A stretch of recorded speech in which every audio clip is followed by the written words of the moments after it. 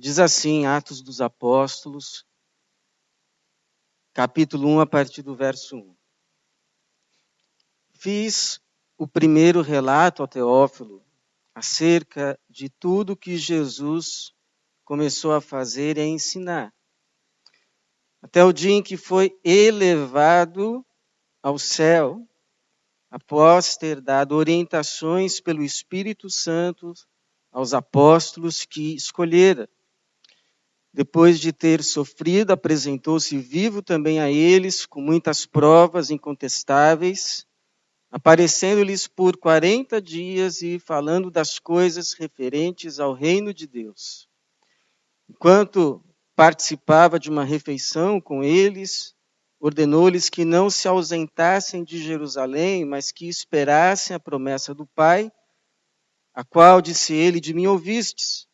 Porque, na verdade, João batizou com água, mas vós sereis batizados com o Espírito Santo dentro de poucos dias. E os que se haviam reunido perguntaram-lhe, Senhor, é este o tempo em que restaurarás o reino para Israel?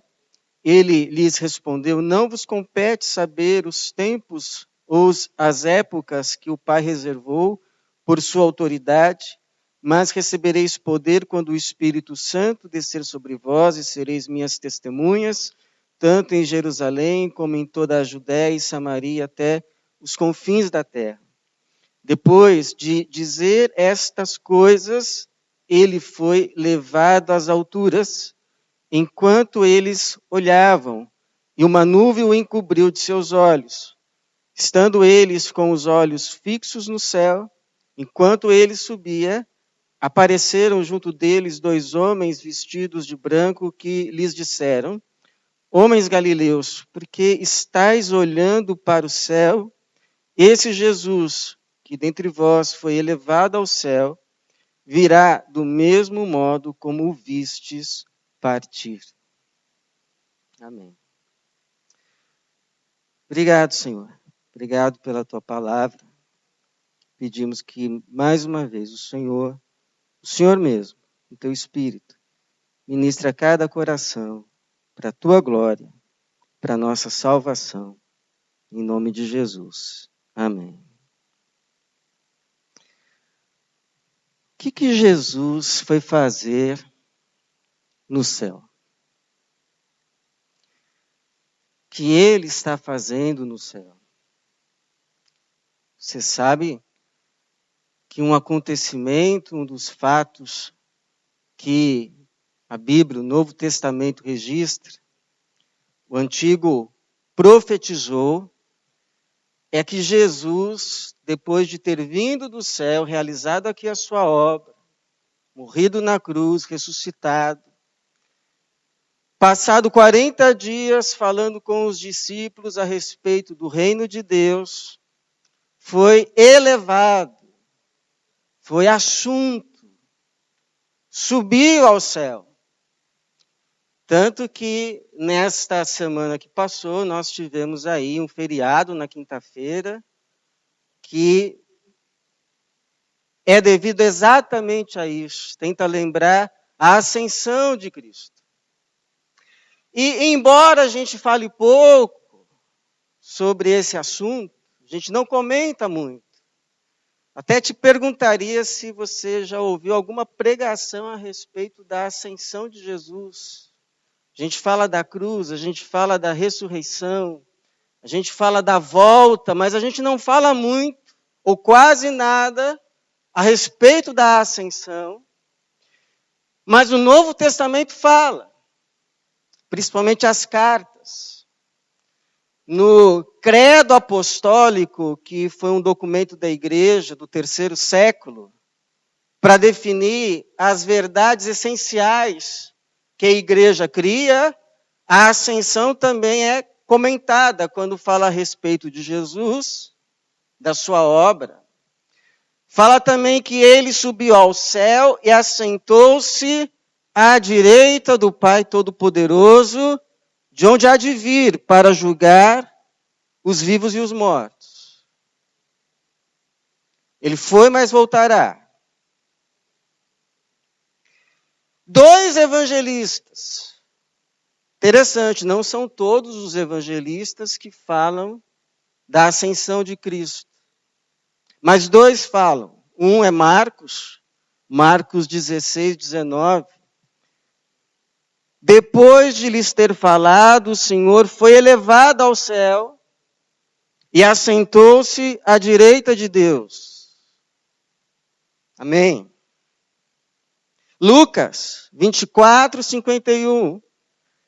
E aconteceu que, enquanto os abençoava, afastou-se deles e foi elevado ao céu. E Lucas, esse evangelista, que é o mesmo autor de Atos dos Apóstolos, alguns entendem que era um livro só, ou um livro em 2 volumes. Chama-se Lucas Atos. Esse Lucas vai descrever a ascensão de Jesus com mais detalhes nesse capítulo aqui que lemos, principalmente no versículo 9, que diz assim: depois de dizer essas coisas, ele foi levado às alturas enquanto eles olhavam, e uma nuvem o encobriu de seus olhos. E alguns veem aqui nessa nuvem um símbolo também da glória de Deus, da presença de Deus. Porque muitas vezes a nuvem apareceu no Antigo Testamento, simbolizando, representando a presença de Deus. O templo se encheu de fumaça, com uma nuvem, ou seja, da presença e da glória de Deus. Ou seja, Jesus foi elevado aos céus, foi glorificado e adentrou a presença, a glória de Deus. Está sentado à direita de Deus, glorificado. E aí alguém ouve essas descrições e pergunta assim: bom que Jesus está no céu. Bom que Jesus adentrou a presença de Deus. Bom que Jesus foi glorificado. Mas isto é apenas um fato que nós como cristãos, nós como seguidores de Jesus, nós devemos saber. Ou esse fato, esse acontecimento que a Bíblia registra, dá testemunho, tem implicações teológicas, bíblicas e práticas para a nossa vida aqui na Terra. Porque a Bíblia diz que tudo que foi escrito para a nossa instrução. Não é à toa. Está escrito para a nossa orientação, para a nossa salvação. Então a pergunta que fica, irmãos, é: o que a gente aprende? Quais são as lições para a nossa vida na Terra com a ascensão de Jesus ao céu? O que a ascensão de Jesus ao céu nos ensina para a nossa vida na Terra? Para que, a fim de que, quem sabe, ela fique um pouquinho mais parecida com o céu. Então, a primeira lição, a primeira verdade que a gente aprende com a ascensão de Jesus, é que existem 2 propostas de caminho de vida para a gente aqui na Terra. Ou o caminho da exaltação pessoal,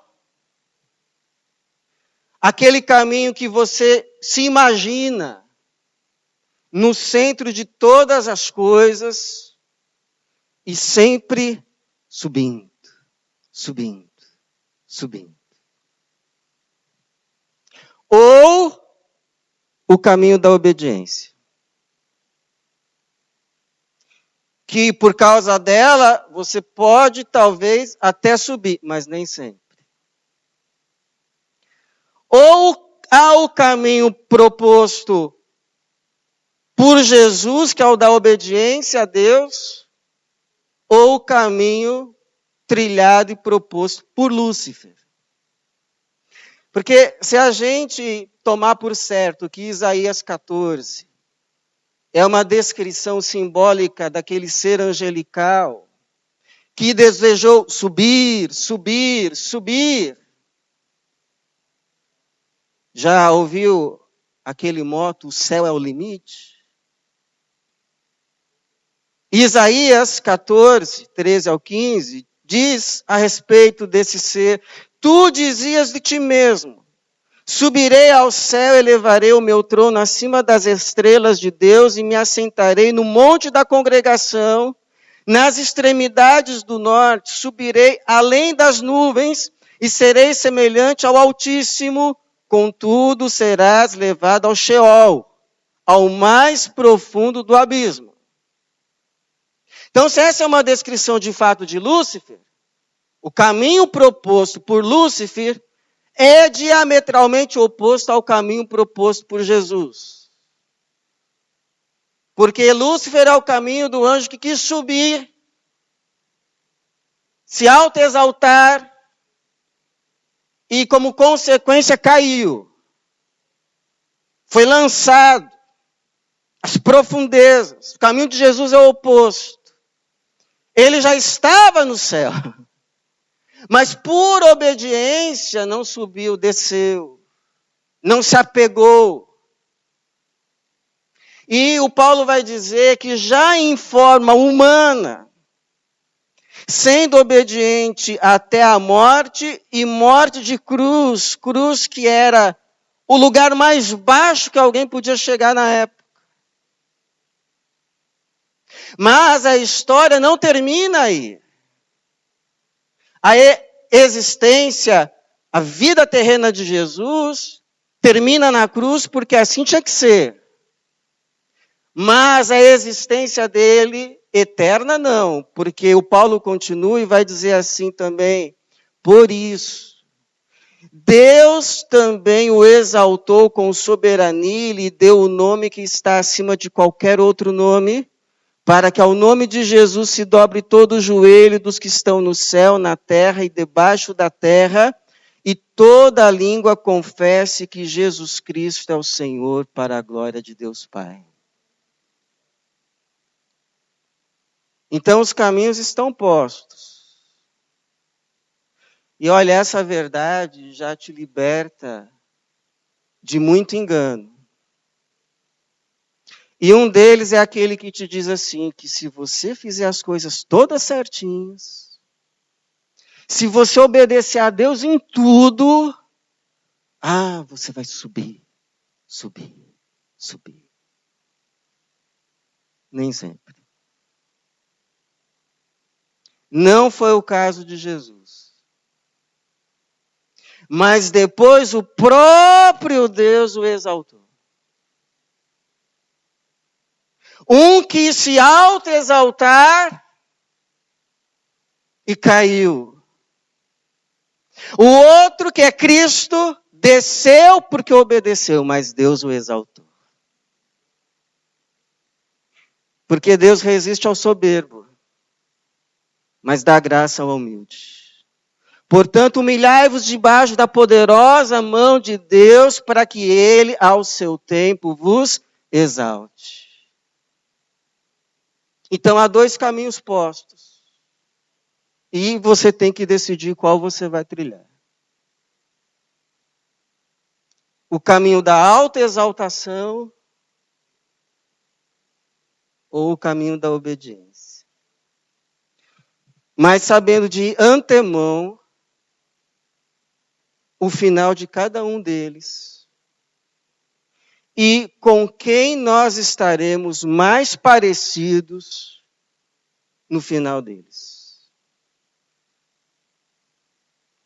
Porque no da autoexaltação se legitima quase tudo, se não tudo, para poder subir. É por isso que o autor de Hebreus 12, 1-2 vai dizer assim: corramos com perseverança a corrida que nos está proposta, fixando os olhos em Jesus, o autor e consumador da nossa fé, o qual, por causa da alegria que lhe estava proposta, a nossa salvação, suportou a cruz, não fazendo caso da vergonha que sofreu, e está sentado à direita do trono de Deus. Então o caminho está posto. Siga por ele, em nome de Jesus. Uma segunda lição é que Jesus hoje exerce um ministério no céu. O que Jesus faz no céu? Jesus intercede por nós. Quando você se aproxima de Deus, Jesus intercede por você. Porque a Bíblia diz que ele vive para sempre para interceder por aqueles que se achegam a Deus. Você mal começou a falar, Jesus começou a interceder por você. Jesus intercede lá do céu para que você receba livramento e salvação quando está na provação, que logo vai virar a tentação. Jesus intercede por você. Como intercedeu por Pedro. Pedro, Satanás pediu para cirandar vocês, mas eu intercedi por você, para que a tua fé não esmoreça. E quando Satanás se apresenta diante de Deus para levar fofoca de você, para te acusar, Jesus também se levanta em teu favor como advogado e te defende. Como intercessor. Porque o Paulo vai dizer assim: quem trará acusação contra os escolhidos de Deus? É Deus quem os justifica. Quem os acusará? Foi Cristo que por eles morreu, ou melhor, ressuscitou e agora está assentado à direita de Deus e intercede por eles. E Deus aceita essa intercessão, porque não é intercessão de homem, não é intercessão de anjo, é a intercessão de Jesus. Jesus intercede. Jesus recebe adoração no céu. Apocalipse 5, 11-14. Vi e ouvi uma voz de muitos anjos ao redor do trono, dos seres viventes e dos anciãos, cujo número era de milhões e de milhares, proclamando em grande voz: digno é o Cordeiro que foi morto, de receber o poder, a riqueza, a sabedoria, força e honra e glória e louvor. Então ouvi que toda criatura que há no céu e sobre a terra, debaixo da terra e sobre o mar, e tudo que neles há, estava dizendo: àquele que está sentado no trono e ao Cordeiro, seja o louvor, e a honra, e a glória, e o domínio pelo século dos séculos. E os 4 seres viventes respondiam amém, e também os anciãos prostraram-se e adoraram. Então, quando nós, que somos a igreja militante na terra, adoramos, nós nos unimos à adoração da igreja triunfante que já está lá no céu. E formamos então um único coral de adoradores a Jesus, o Cordeiro de Deus. Porque a única atitude cabível diante do Jesus exaltado é a adoração. Tem gente que diz que quando chegar no céu vai fazer perguntas. Meu irmão, se um dia chegarmos no céu com a graça de Deus e virmos a glória, a única coisa que vamos conseguir fazer é dizer: louvado seja o Senhor, louvado seja o Senhor, louvado seja o Senhor. Jesus no céu nos prepara a morada. Porque ele diz em João 14, 1-2, não se perturbe o vosso coração. Por que o seu coração está ficando perturbado? Não se perturbe o vosso coração. Crede em Deus. Crede também em mim. Na casa de meu pai há muitas moradas, se não fosse assim, eu vos teria dito, pois vou preparar-vos lugar. Jesus está preparando o lugar para você lá no céu. E porque Ele nos prepara lugar, quando a gente parte, Ele nos recebe. E talvez o relato bíblico mais contundente a respeito disso é o de Estevão, quando estava sendo apedrejado, por causa do mesmo testemunho que levou Jesus à morte, a de declarar que o Filho do Homem, Jesus, está assentado à direita de Deus. Quando ele estava sendo apedrejado, ele tem uma visão do céu. O céu se abre e ele vê Jesus à direita da glória de Deus. Mas interessante que ele vê Jesus, e geralmente quando se fala dessa posição exaltada de Jesus, apresenta-se Jesus sempre sentado à direita de Deus. Mas Estevão vê Jesus à direita de Deus em pé. E por que de pé? Para o receber. Por isso que eu gostei de um comentário que diz assim: Jesus Cristo, exaltado, de pé, abre os céus para o receber. Então Jesus no céu intercede por nós, recebe a adoração, nos prepara lugar e nos recebe. E isso nos faz lembrar de uma verdade que a gente sabe. Mas a gente sempre precisa ser lembrados, parece que de tempos em tempos. Sabe qual a verdade? A de que o nosso lugar não é aqui.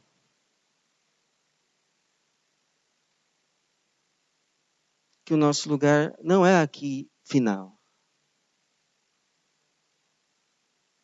Porque quando a gente para de ouvir isso, a gente começa a viver como se o final fosse aqui. Mas não é. A Bíblia diz que a gente está aqui só de passagem. A Bíblia nos chama de peregrinos. Somos peregrinos. Nós somos estrangeiros. Não é aqui que nós fixamos morada permanente. E talvez uma imagem moderna, a gente podia falar da estalagem, mas uma imagem moderna dessa verdade talvez seja a do hotel. Você às vezes pode ficar num hotel bom, às vezes no mais ou menos, às vezes até no ruim. Mais uma hora, a estadia acaba. E você tem que deixar. Você tem que largar. Você tem que partir. E a mesma coisa. Então, se a tua hospedagem está sendo boa, não se apegue muito. Se a tua hospedagem está sendo, você considera ruim, não se desespere muito. Porque aqui nós não temos estadia permanente.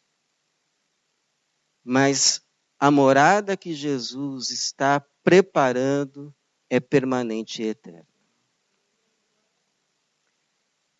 Como vai dizer o autor de Hebreus 13, 14, pois aqui não temos cidade permanente, mas buscamos a que virá. A que virá. Lugar final não é aqui. Não é aqui. E a última verdade, irmãos, é que a melhor forma da gente viver aqui é com uma visão, uma perspectiva do céu. Porque a gente não vai ficar aqui para sempre. Mas isso não nos dá, assim, o luxo da gente só ficar olhando para o céu. Há clamores que carecem da nossa atenção. Entre a ascensão de Jesus e a volta de Jesus, ele nos confiou uma missão. E é por isso que os anjos aparecem para os discípulos quando Jesus sobe. E Jesus subiu, a nuvem já o encobriu. Ele já havia dito o que era para fazer, ele disse, olha, eu vou para o meu Pai. E se vocês me amassem, vocês se alegrariam com isso, porque eu estou ficando feliz, vou para o meu Pai. Mas eu não vos deixarei órfãos, o Filho do Homem vai voltar ainda nas nuvens do céu, e aí Jesus sobe. E os discípulos veem ele sumindo entre as nuvens, a nuvem o cobre, e os discípulos continuam olhando para o céu. E aí então o versículo 10 vai dizer assim, estando eles com os olhos fixos no céu, enquanto ele subia, apareceram junto deles 2 homens vestidos de branco, que lhes disseram, homens galileus, por que estáis olhando para o céu? Esse Jesus que dentre vós foi elevado ao céu, virá do mesmo modo como vistes partir. Agora é interessante que eles saem lá do monte, de onde Jesus foi elevado aos céus, o Monte das Oliveiras. E aí eles voltam para Jerusalém. Mas o interessante é que eles voltam para Jerusalém e eles não caem assim num frenesi de fazer, fazer e fazer. Não caem. Eles chegam em Jerusalém e a primeira coisa que eles vão fazer, sabe o que é? Se reunir com os demais discípulos, sabe para fazer o quê? Para orar. Que nada mais é do que olhar de novo para o céu. É o que vai dizer aí, olha, versículo 12. Então eles voltaram para Jerusalém, vindo do monte chamado das Oliveiras, que fica perto de Jerusalém, à distância da caminhada de um sábado. Quando chegaram à cidade, subiram ao aposento superior, onde estavam Pedro e João, Tiago e André, Filipe e Tomé, Bartolomeu e Mateus, Tiago, filho de Alfeu, Simão, Zelote e Judas, filho de Tiago, ou seja, todos os apóstolos. E unidos, todos, se dedicavam à oração. Juntamente com as mulheres, com Maria, mãe de Jesus, e com os irmãos dele. Por quê? Porque a gente não pode viver aqui na terra só olhando para o céu. Mas a gente pode e deve viver aqui na terra a partir de uma perspectiva do céu, da perspectiva do céu. A melhor forma de se viver na terra é com a visão do céu. A mesma coisa, um artista que está fazendo a sua obra, E o que ele faz? Tem hora que ele precisa se afastar para enxergar melhor. Porque ele ficou tão focado que ele já não está mais enxergando, ele precisa se afastar um pouco. E aí depois que ele se afasta, aí ele volta. Só que volta mais consciente.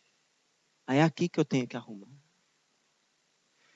É igual um submarino pequeno, que depois de um tempo submerso, precisa sair daquela pressão até a superfície. É por isso que a gente se reúne aqui de domingo. Sabe o que a gente fez vindo aqui hoje? A gente parou um pouco com as coisas da terra. A gente deixou lá descansando, nas mãos de Deus. E viemos aqui juntos, como povo de Deus, igreja de Jesus, fazer sabe o quê? Olhar para o céu. É isso que a gente veio fazer aqui. A gente veio olhar para o céu. Olhar para o céu, olhar para Jesus. A gente não vai ficar aqui o tempo todo. Depois, a gente volta. Lá para a nossa labuta, lá para a nossa segunda-feira. Lá para a nossa vida. Lá para os nossos compromissos, lá para os nossos afazeres. Mas a gente volta fortalecidos. A gente volta renovados. A gente volta conscientes.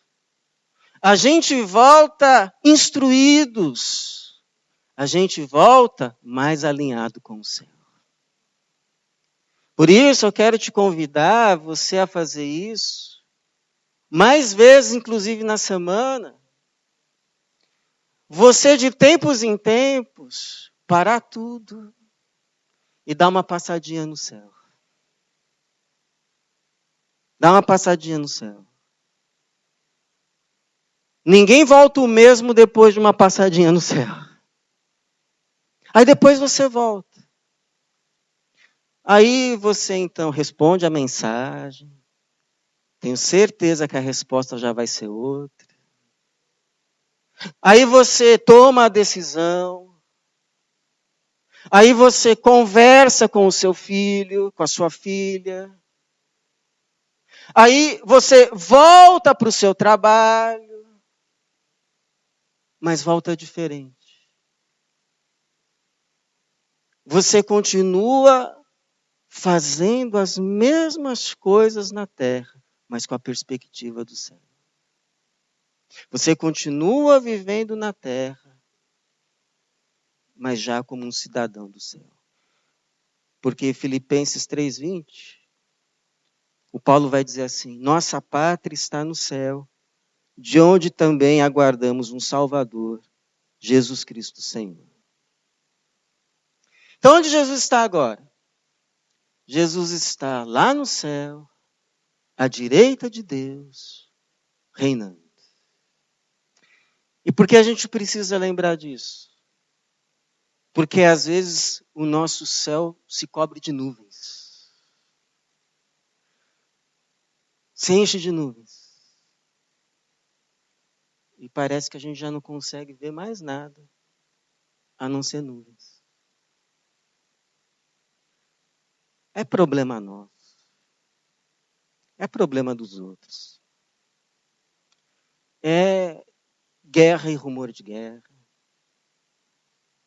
É vírus. É pandemia. É gente que morreu. É gente que pode morrer. E aí o céu se cobre com tanta nuvem que parece que a gente nem mais enxerga Jesus. Mas sabe o que eu lembro quando acontece isso? Eu lembro que aqui no nosso céu, ó, quando se enche de nuvem assim, a gente não vê o sol.